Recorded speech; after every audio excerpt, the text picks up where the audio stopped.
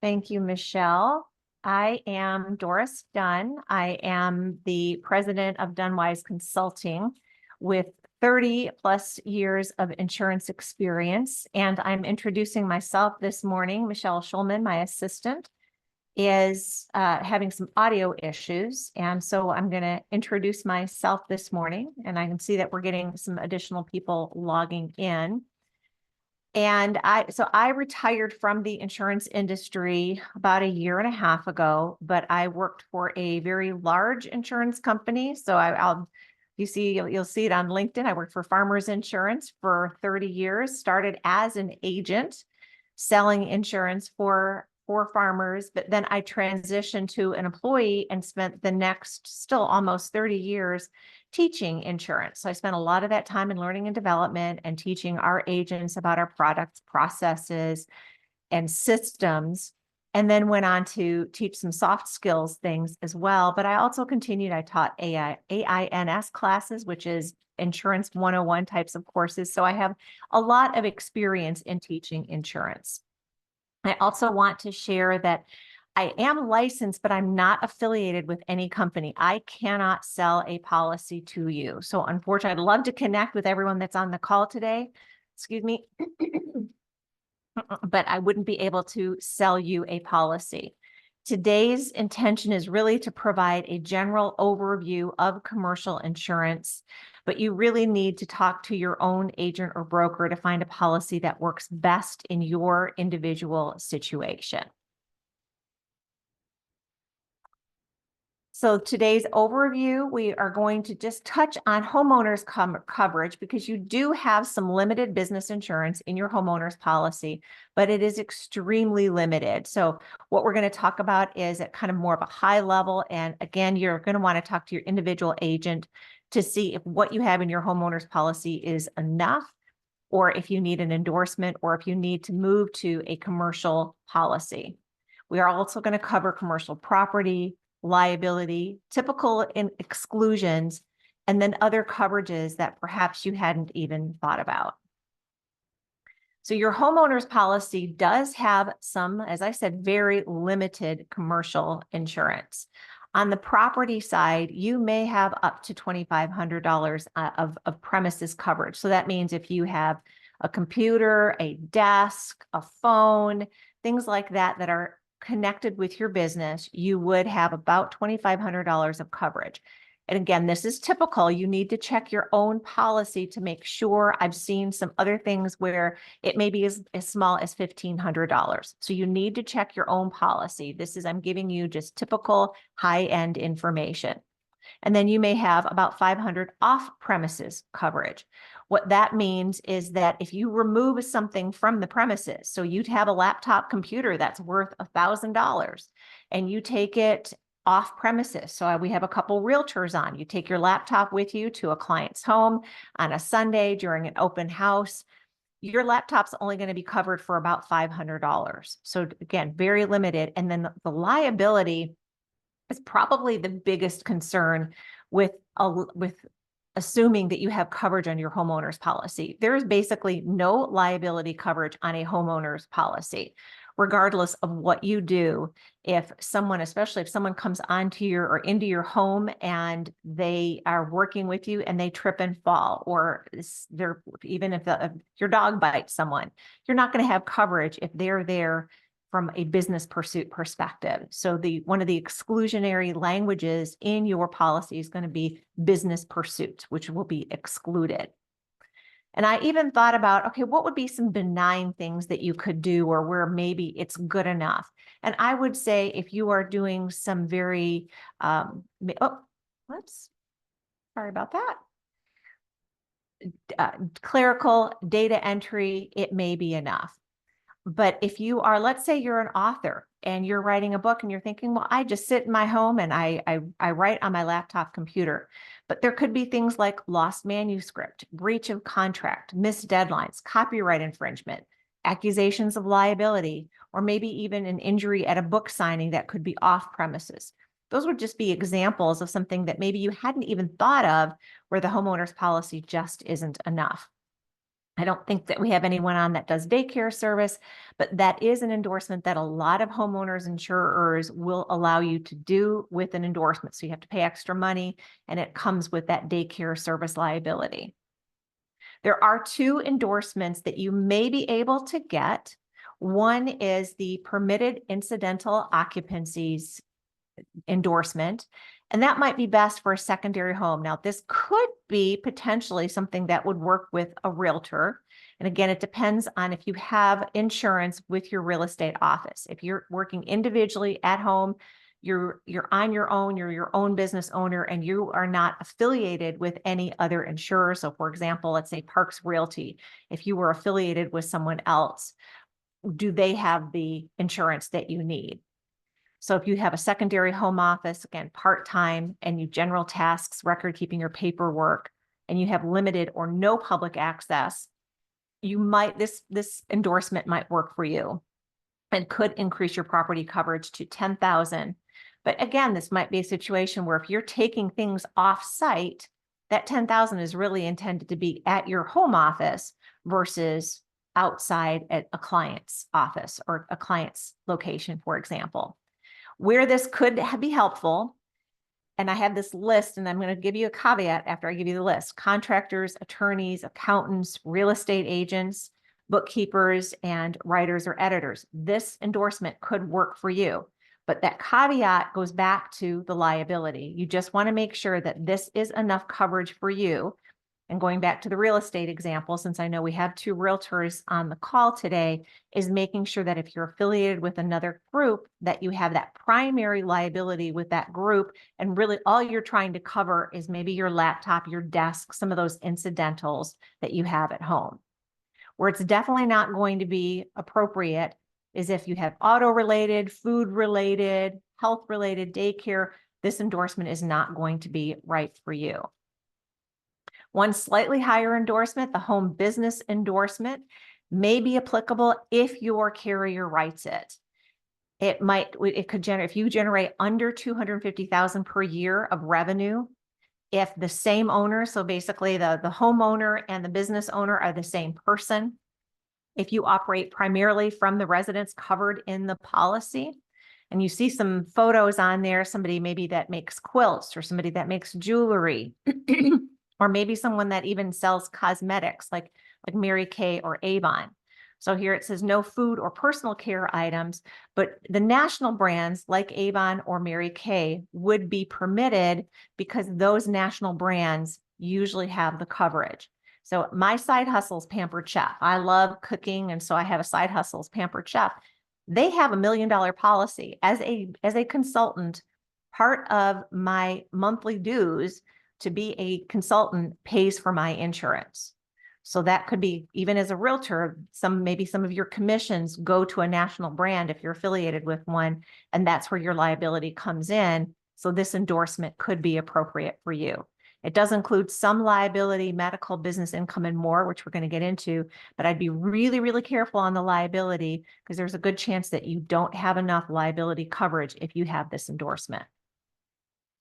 So moving on to a true commercial policy, your commercial declarations page, regardless of what type of commercial policy you get, is going to look very similar to what your homeowner's declarations, or DEC page for short, looks like.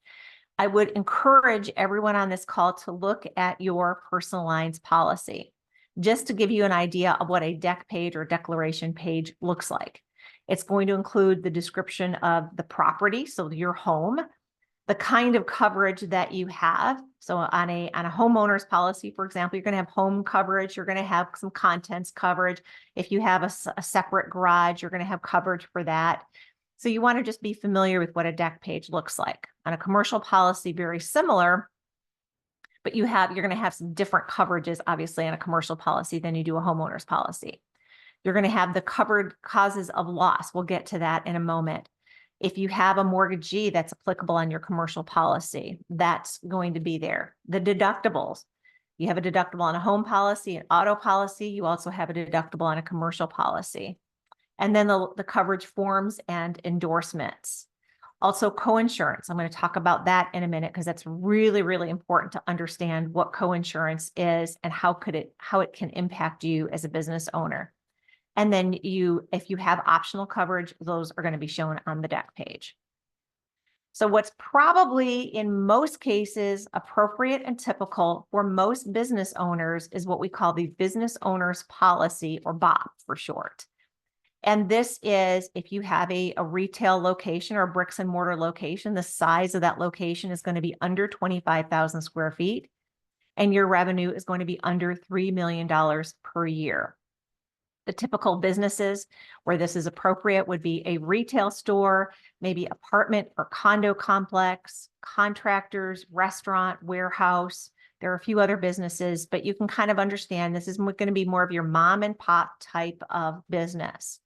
This is never going to be eligible for manufacturing, banking, auto repair, or when your business starts getting really, really large. If you have a grocery store that's 50,000 square feet, this is definitely not going to work for you. If you do, then you need another type of policy that's called a business and personal property policy, and you'll need a very qualified commercial agent to help you out with that, because you're probably going to have a lot of nuances in your business where that's important for you to understand to make sure that you're covered in all aspects of your business. So commercial property, you have real property and then personal property. So real property is going to be considered the land and what is attached to the land. So if you have a building, so let's say you are a restaurant and you have a standalone restaurant property, and the restaurant, the building itself is going to be attached to the land. That is going to be considered real property. Your personal property then is going to be the contents in that building.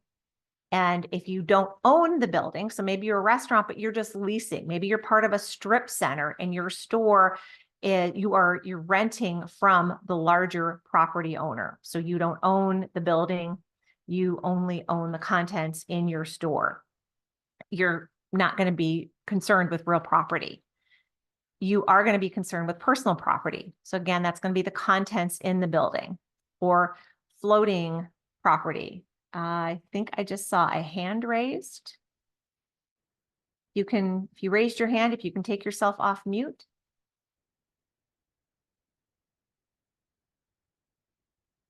No, okay.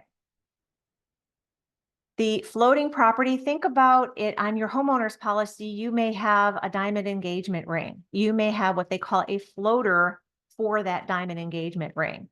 So this is because you need a floater because the property, quote unquote, floats around. It doesn't sit in one spot. Your sofa, your TV, your bed, it's going to sit in one spot. You don't move it around. But there are items that you do move outside of your home or your business. Those are the floating properties. So that could be a contractor's equipment. So if you are a contractor, a woodworker, like my husband is, he has woodworking equipment. He has hammers and saws and things like that he has to take to a customer's home.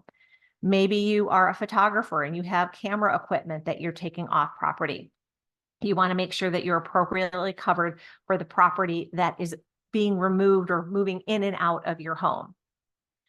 The property in transit, that's going to be the products that you hold for sale. And where this comes into play is where does your insurance end and the customer's insurance begin?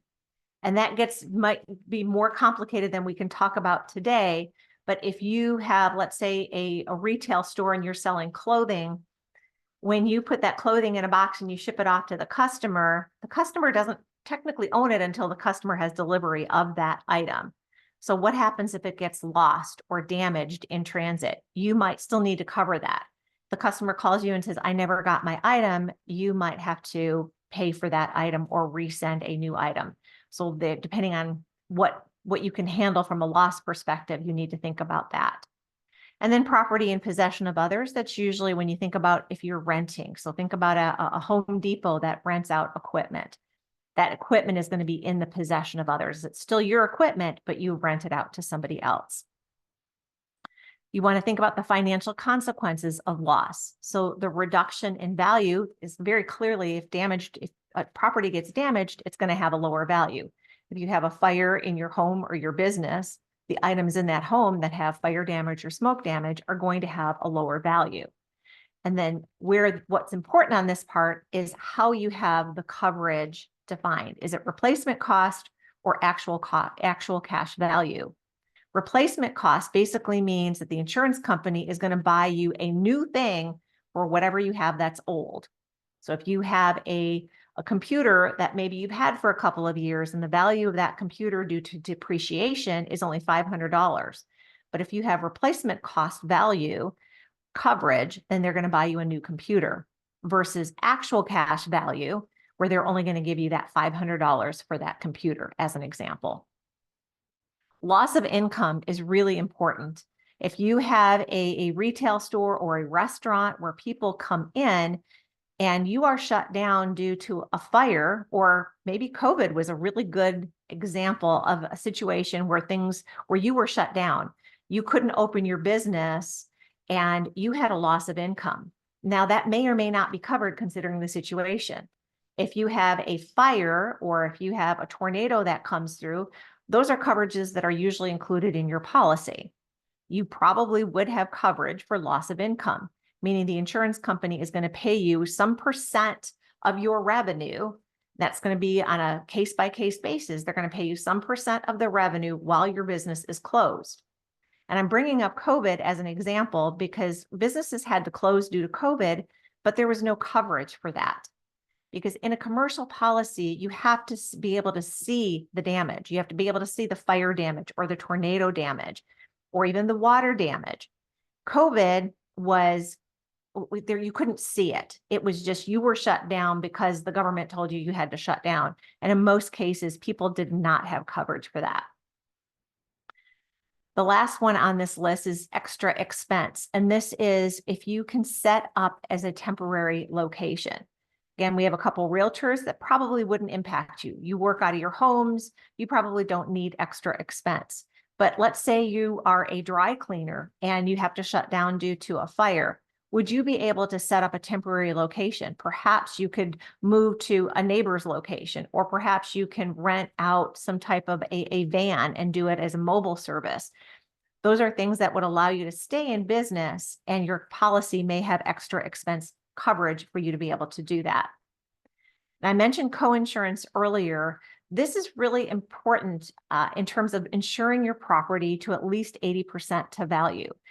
And if you don't do that, there may be a penalty or a coinsurance clause that says that you're not going to get 100% of what you expected to get.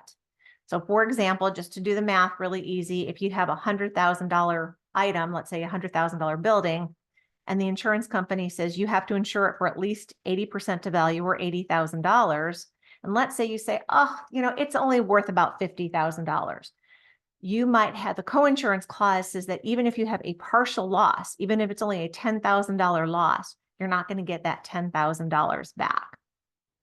So it's really important that you insure your policy to value, and your agent should encourage you to do that as well, especially if it's part of the policy, the requirements. So commercial building coverage. Do any of you on the call today? So Christina, what type of business do you have? I have a life insurance business. A life insurance. Okay, so you are an insurance. So all three of you are probably, do all three of you work from home? I do. Okay, and so it looks like we have Steve. Steve, what kind of business do you have? Oh, we have a whole lot of people that joined us.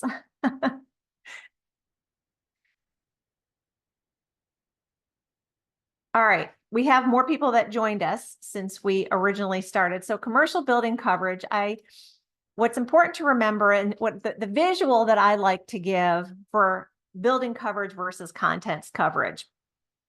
If you could take your building and turn it upside down and shake it, if everything that falls out of that building would fall under contents. If it does not fall out, it should stay under building coverage. So what I mean by that is it says here permanently installed machinery and equipment. And in this example, I have a barber shop that you can see here. So in the barber shop, the mirrors and the counters are probably permanently attached to the wall. So you could count that as building coverage versus your hair dryers, your combs, the chairs. If they're not bolted down, if you turn that barbershop upside down, all that stuff is going to fall out. You're going to want to put that under contents. Why is that important? Is because the cost to insure building what is in the building is usually less expensive than the contents that can fall out or be removed or be taken. Those types of things on a cost per thousand is going to be less on building coverage than it is on contents coverage. So it's always better to insure it under a building if you can, but again, it has to be permanently installed to the walls or to the floor. So think about if you're a restaurant, the cooler that you have in the restaurant is usually not the refrigerator, not that refrigerator that can roll around, but the permanently installed refrigeration room, the freezer, that's going to be permanently installed. That would be part of building coverage. If you're a printing business and you have a printing press that's permanently installed to the floor, even if it has to be unbolted and you technically could move it, once you permanently attach it to the floor, it's considered permanently installed machinery and equipment and can be covered under building coverage. Personal property used to maintain or service the building. So think about things like a lawnmower. Additions, alterations, repairs, and progress. So if you are doing some alterations to the business, that's going to be covered under business coverage. Same with completed additions. If you're adding another permanent, maybe your restaurant, you're adding an outdoor feature, that would be considered business or building coverage. And then fixtures, including outdoor fixtures, would be considered building coverage. Another example here might be a sign. A sign that's permanently attached to the building can be covered under building. A sign that is sitting outside over by the road, that's going to be considered, you'd have to have sign coverage for that.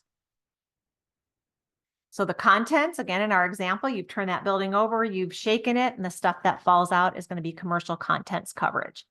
So this is property used by the insured and used in the business. So if you have a home office, the stuff that you don't use for your business shouldn't be covered under your commercial contents coverage. It should be insured under something like your homeowner's policy. Tenants improvements and betterments. This is important if you are leasing a space in a mall or in a strip center, or even if you are leasing out the entire building, you're probably still not providing the building coverage. Let's say you make some improvements and betterments in the building. So let's say you are a restaurant and you buy things to rent out that restaurant. Maybe you're putting wall coverings on, or you're adding a bar area, or you're adding, if you're in a retail store, you're selling clothing, maybe you're adding cabinetry, or you're adding shelving. Those things are you're attaching that permanently to the walls. You're probably not going to take it with you when you end that lease. Those are tenants improvements and betterments, and you can have coverage for that. But because you don't own the building, it falls under contents. Leased property, if you are contractually responsible for that property. And then personal property of others. So if you are in a business where you take in customers' items, using, let's say, the dry cleaner as an example. If you're a dry cleaner and you're taking in clothing from other people, that clothing doesn't belong to you. It's personal property of others. You do have coverage for that. Also, while in the insured's care, custody, and control. So if you are very similar, so you are taking care of this clothing as a dry cleaner, it's now in your care. You have to do everything you can not to damage it. If you do, let's say you have a fire, maybe it's not your fault that you have a fire, but you're still going to be responsible for that clothing. If you are a contractor and let's say you're installing, like my husband is a woodworker, so he goes into other people's homes and he installs closets and cabinets and farm benches. The area where he's working is really under his care. So if he's going into a closet, putting in a closet into somebody's home, that closet is under his care. If he does damage in that closet, he's going to be responsible for doing that. If it's large enough damage, let's say he accidentally starts a fire, he's still responsible for the fire that he started because that closet is under his care. So that's important to know. And then contents also in or on a building or within 100 feet.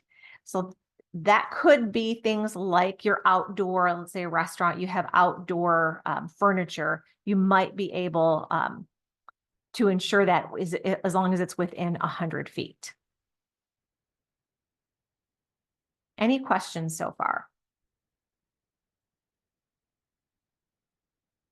All right, covered causes of loss. And this is something you are also going to see in a homeowner's policy where you may have basic, broad, or special coverage. And I've listed, I'm not going to read all these here, but I've listed the basic and broad coverage. So the last three are considered part of the broad, the rest of them are basic. So most policies are going to have all these things that are listed. Also, most policies are probably going to be special form. Special form used to be called all risk.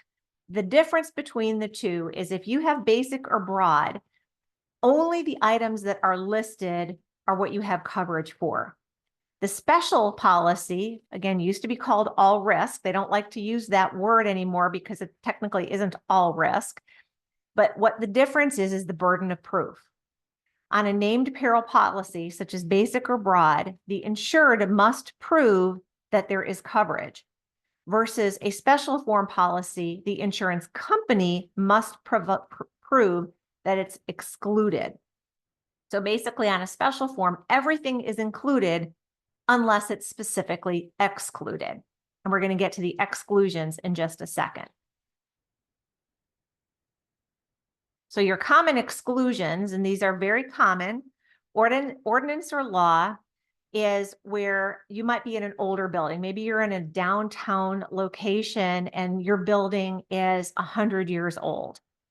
If something happens to your building, the city might say, well, if you're going to rebuild this building, you have to have new standards. So maybe it's a 2-story building and 100 years ago, you didn't have to have an elevator. But if it's damaged, let's say 50% or more, and the policy is going to determine that percent. But for, let's say, just for example, if it's damaged 50% or more, the city might say, well, now you have to put in an elevator. Or maybe it's too close to the street and the city might say, well, it's completely destroyed. It's 80% destroyed. So when you rebuild, you have to rebuild a certain number of feet away from the curb. So those are going to be ordinance or law. So the new laws that have come into play and really is only applicable if your building is older and doesn't meet the current criteria. Earth movement or earthquake is almost never covered in a standard policy. You have to purchase separate coverage for earthquake. Governmental action is pretty much a nuclear hazard war. That's going to be excluded in just about every policy that you see. Utility services generally are not covered. You might be able to add an endorsement in. War, we just mentioned that. Now, water is an important one. So flooding is not covered. So you see a picture there of a flood. Obviously, we just had devastating flooding in North Carolina. And sometimes you see on the news, people get upset. Well, why isn't this covered? We just had flooding. It should be covered under my policy. Flooding or outdoor water. So this is flooding. There's a difference between indoor water and outdoor water. Indoor water is when a pipe bursts. So something has happened inside your building, or maybe a tornado has torn away part of the roof and allows the rain to get in. That in general is going to be covered. But if you have flooding and the riverbanks just rise and water comes into your home, again, most of what happened in North Carolina, unless those folks had flood coverage, there's no coverage for what they experienced in North Carolina, which is very, very sad. But the policy, if the policy states it's not covered, there is no way that the insurance company is going to write a check because it feels bad that someone didn't have that coverage. If you want flood coverage, you have to buy special coverage, and it's a government policy. The National Flood Insurance Program is a government policy that you can write it through your state farms and farmers of the world have a relationship with the NFIP or the National Flood Insurance Program. And they can usually write that coverage, but it's still a government policy. It's not the farmer's policy or the state farm policy. So just be aware that the two most common things you see, earthquake and flooding, are never going to be covered under your standard policy.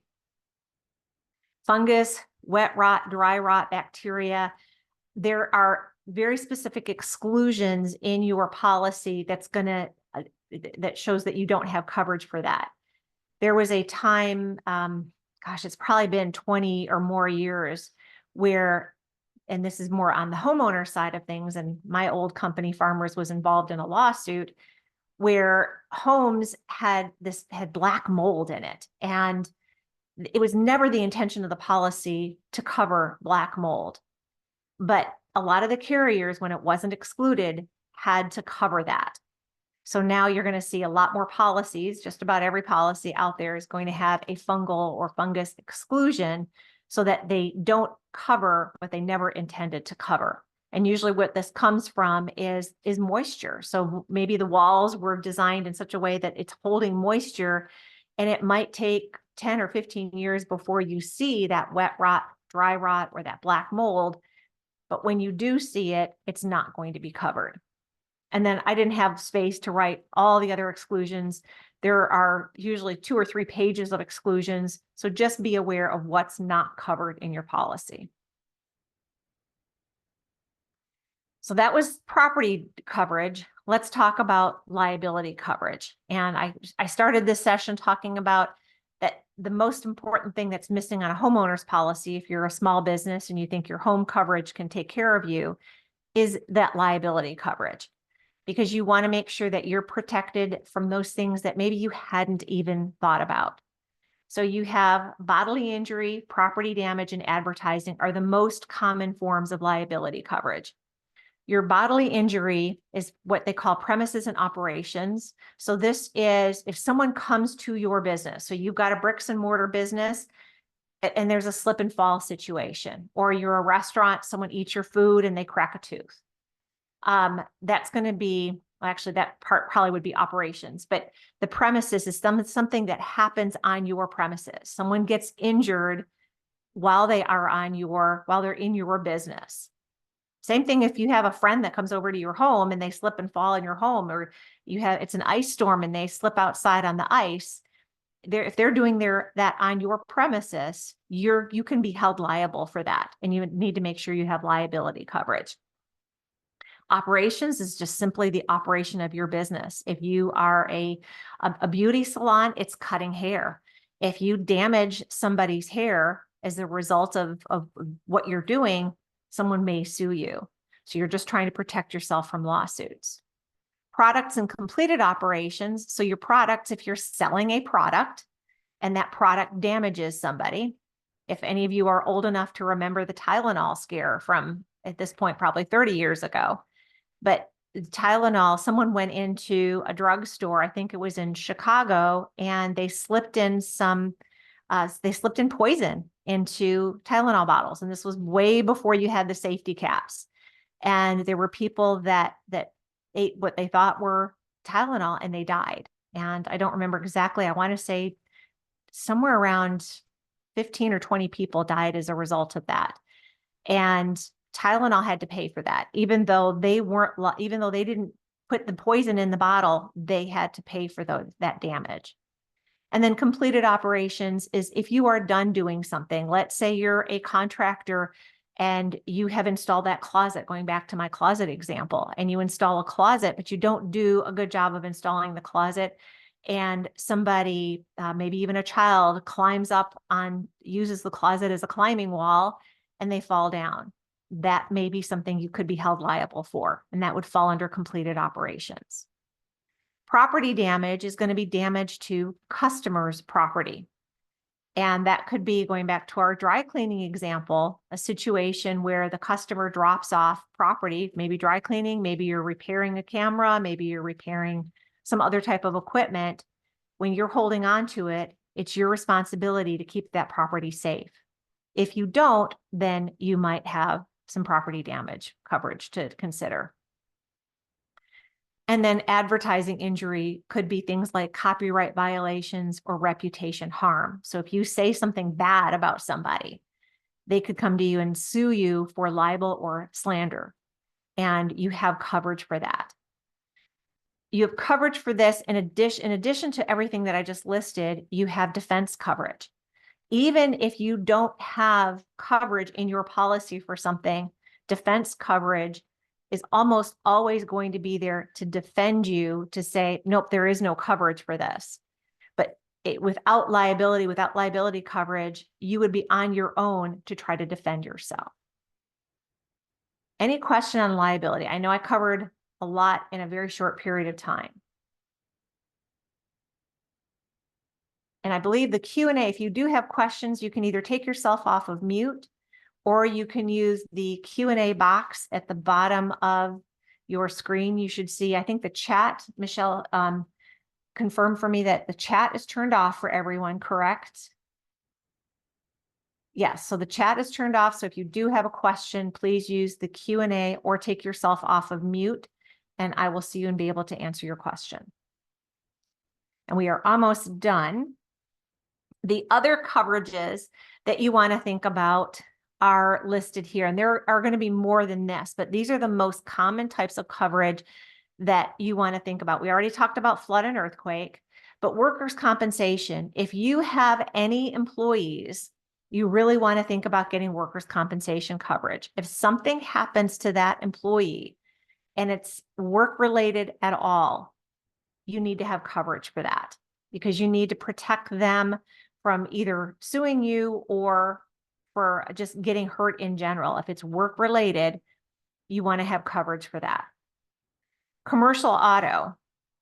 If you are using your automobile for business, you want to make sure that you're protected. So I know we have some small businesses on this line today. You may be okay with the auto coverage that you have, your personal auto coverage. But if you are going beyond your personal auto work, so as a realtor, and again, I would still check with the agent, but you should be okay if you're simply driving from your home to a client's home. You should be fine with the coverage that you have on your personal auto policy. But just make sure, talk to your agent and make sure that you are fully covered when you use that policy for business use. Professional liability. I rattled off some.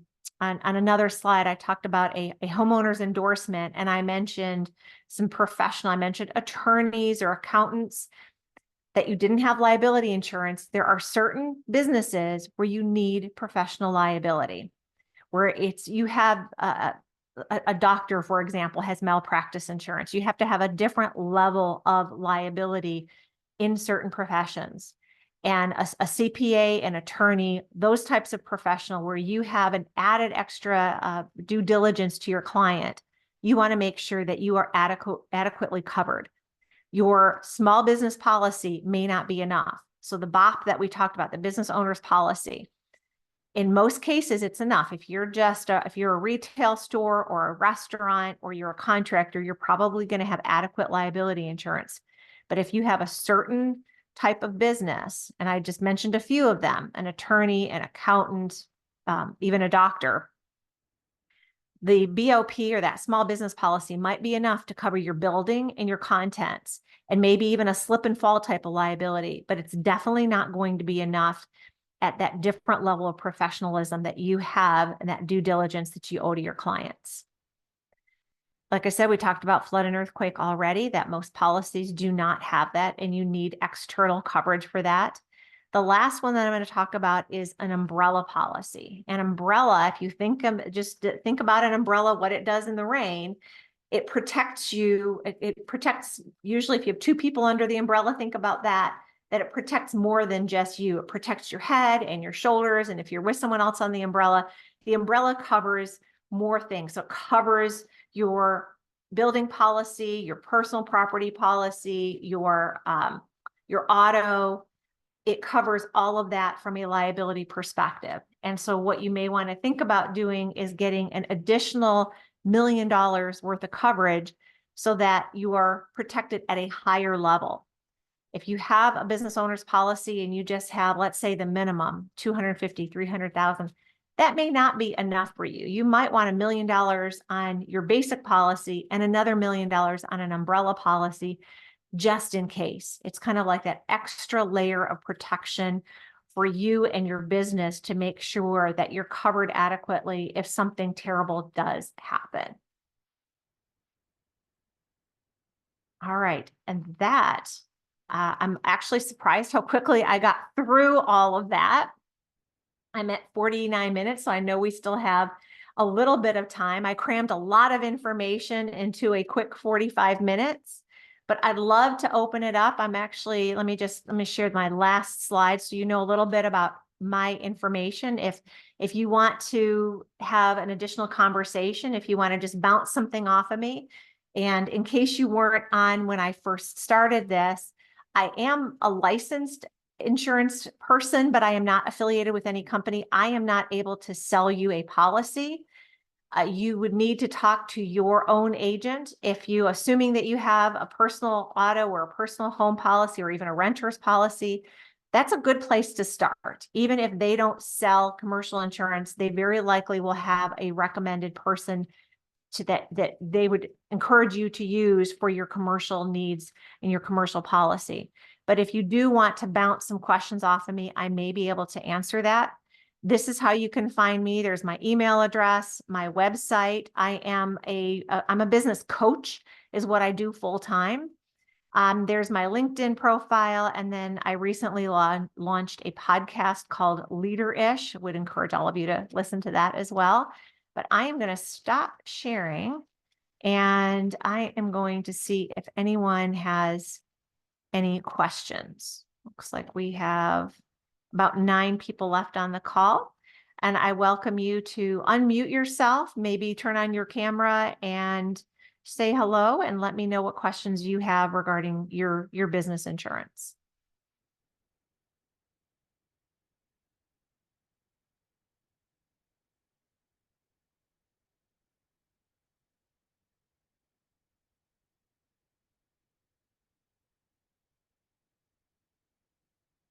All right, Michelle, I think we have a lot of experts on commercial insurance now.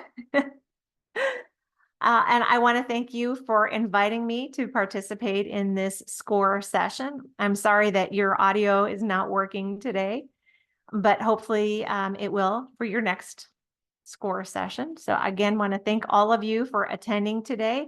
I hope you have a great rest of your day and reach out to me if you need me. Thank you. Thank you.